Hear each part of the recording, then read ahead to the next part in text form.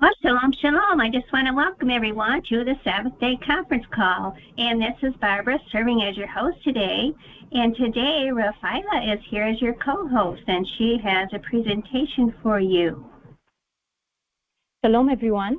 My name is Rafaela, and I'd like to share with you a study I've conducted on the Hebrew word Chodesh, which translates to new month. But before I go any further, I'd like to clarify that I am not a Hebrew teacher. I have studied modern Hebrew out of personal interest and as a way to gain a deeper understanding of the scriptures in their original language.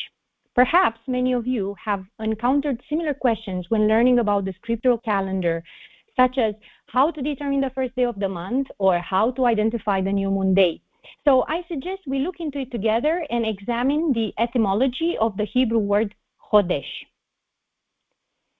Chodesh is linked to words like new, renewed, repaired, or restored. While it also designates the beginning of a new month, there are at least 4 distinct interpretations of its significance.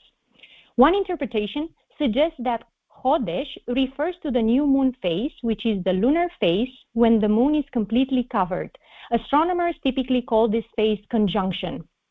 The second interpretation suggests that it refers to the first visible crescent moon observable at sunset in the western sky. The third proposes that it refers to the full moon phase, while the fourth contends that Chodesh has no direct connection to the phases of the moon, since the Hebrew word for moon is yareach. This brief study aims to examine the pictographic representation of the etymology of Chodesh in order to determine which of the 4 proposed interpretations has the strongest supporting evidence. And for those unfamiliar with Hebrew, its alphabet began as a pictographic and a phonographic script and later evolved into the modern form we know today, which utilizes the Aramaic style script, also known as the Masoretic script. The Hebrew alphabet consists of 22 letters, each possessing both symbolic and numerical significance. So, by examining the pictographic representation of the word, we can gain a deeper understanding of its etymology and its meaning.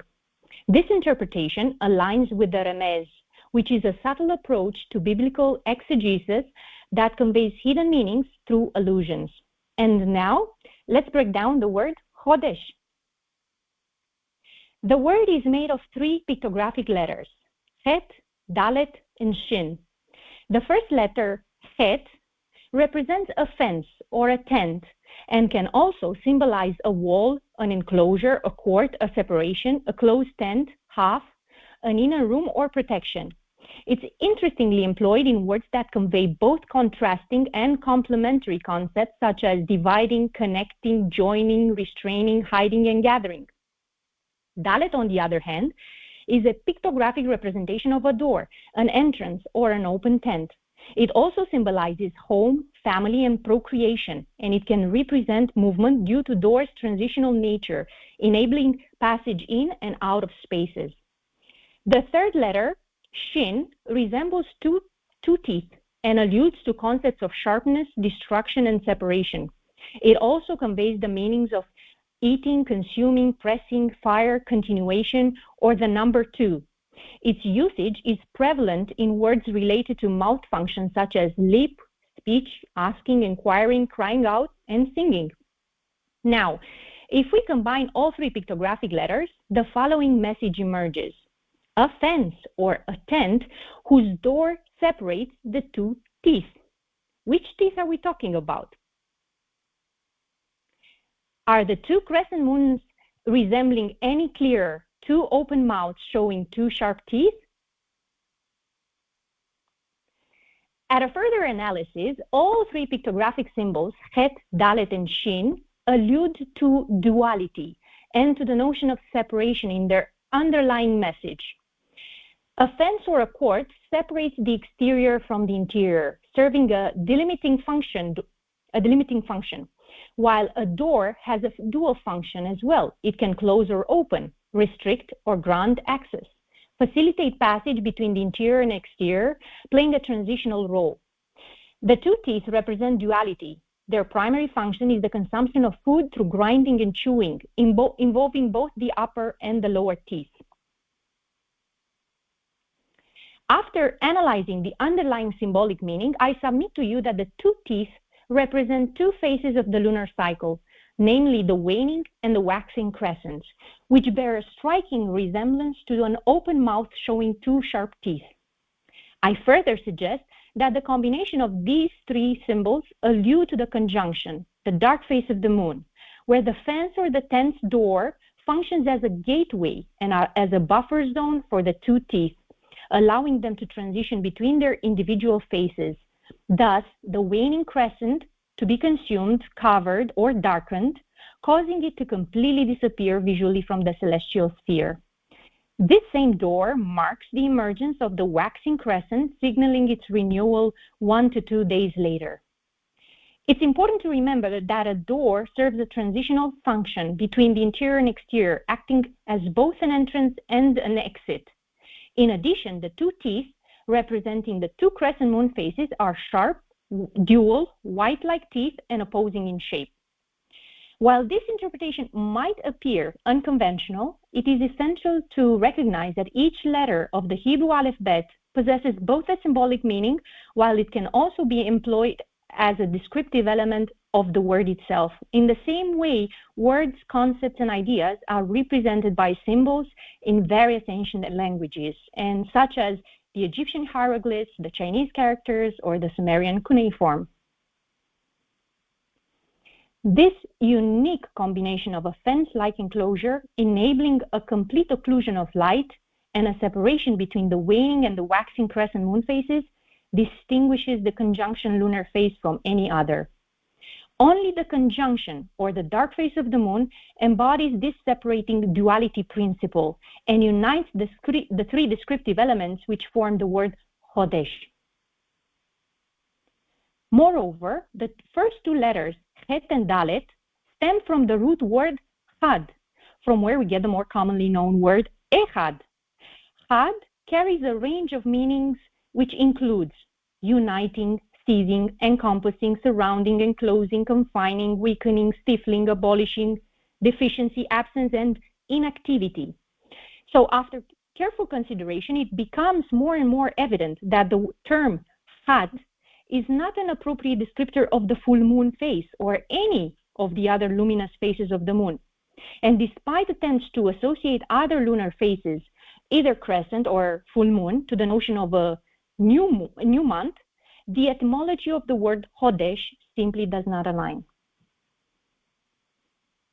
Now let's see how the life of a human being is mirroring the evolution of the moon and the sun over a day. We emerge from the darkness of our mother's womb, entering the world as infants, and we embark on a journey of growth, maturing into adulthood, reaching the zenith of our lives. Not long after, we undergo a gradual decline. Our physical strength diminishes until we completely fade away. In like manner, the sun goes through a series of observable transformations, emerging above the horizon as a slender luminous line before expanding into a full and radiant ball. Its brilliance intensifies as it ascends before commencing its descent and transition towards setting. Gradually diminishing in stature, it ultimately disappears beneath the observable horizon. In both of these parallels, the infant remains concealed within the mother's womb during the 9-month gestation period, yet symbolizes the emergence of a new life.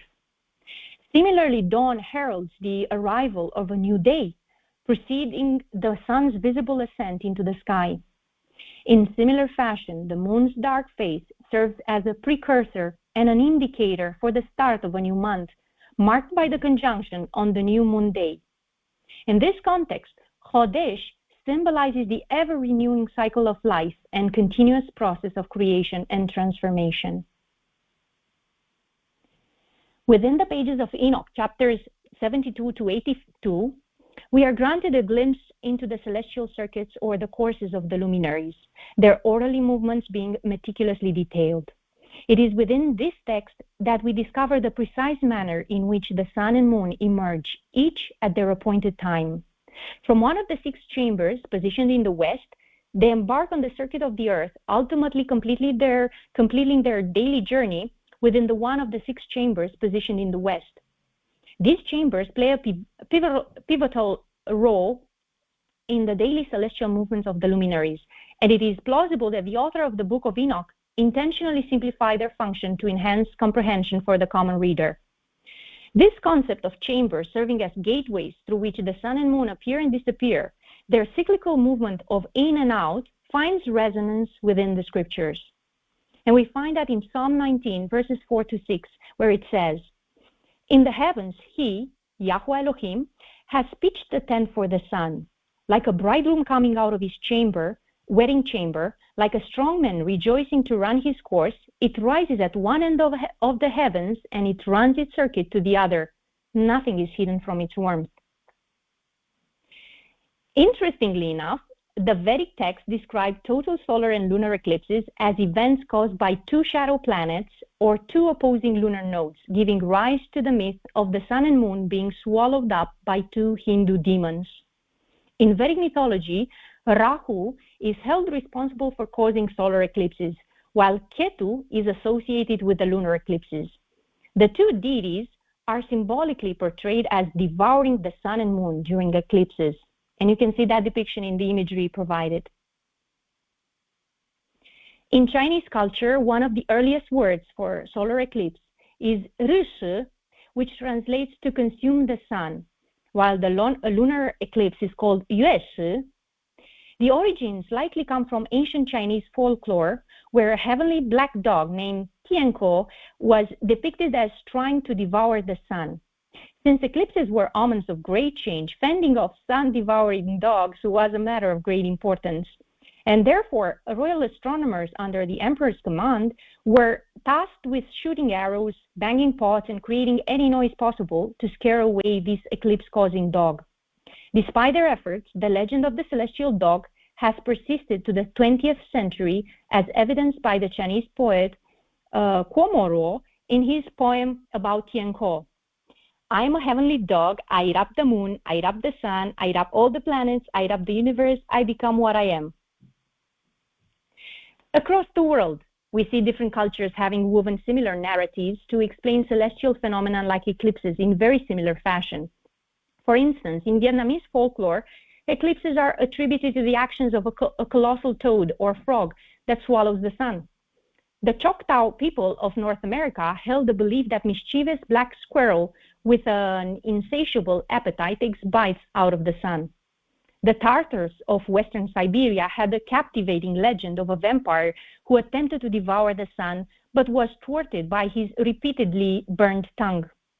While in the Norse mythology of the Vikings, the mischievous god Loki and his monstrous son Fenrir break free from their imprisonment and unleash chaos upon the world. Fenrir, with wide open jaws, swallows everything in his path, from the heavens to the earth, including the sun. In essence, the connection drawn between the two teeth and the allegories associated with the solar and lunar eclipses stem from shared ancient beliefs, which manifest in strikingly similar interpretations. The actual connection between Chodesh and its pictographic meaning has just become more evident. And now, let's play a game. If you were to perform mime, how would you non-verbally depict a lunar conjunction?